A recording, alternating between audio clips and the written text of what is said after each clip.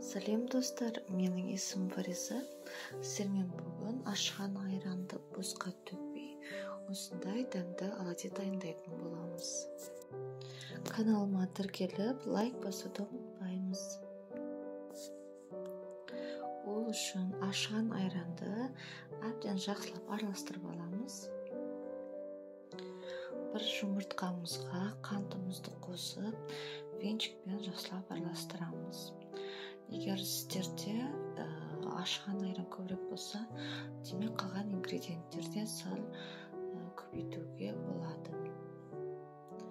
Енді ашқан айранымызды бір шай қасық ас содасын, немесе разрыхлитель қоссаңыздар да болады. Бір ас қасық сұйық май қосып, тағы да араластырып аламыз.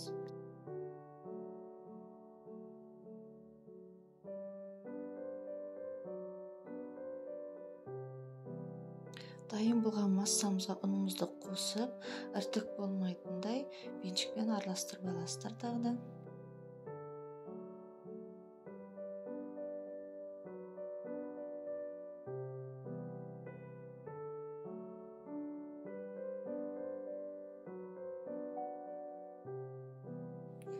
Дайын болған массамыз қою болу қажет, сұйық болып қалмасын. Майымызды алдын ала қыздырып қоямыз, және де бұл оладьи бізде майды көп қажет етпейді. Кішкене ғана құямыз табамызға. Сөйтіп үлкен ас қасықпен осылай бір қасықтан баяу отта пісіреміз.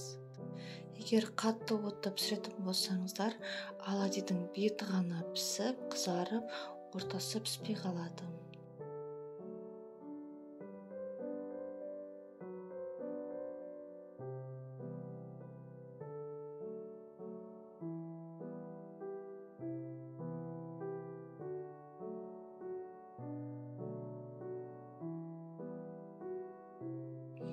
Дәмді оладьиларымыз дайын.